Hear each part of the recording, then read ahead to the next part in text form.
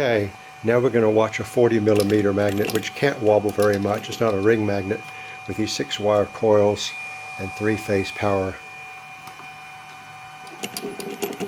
That's 5 Hertz. You can see it's rotating and wobbling. That's 10 Hertz. 15 Hertz. 20 Hertz. 25. 30. It's rising up. Beautiful, isn't it?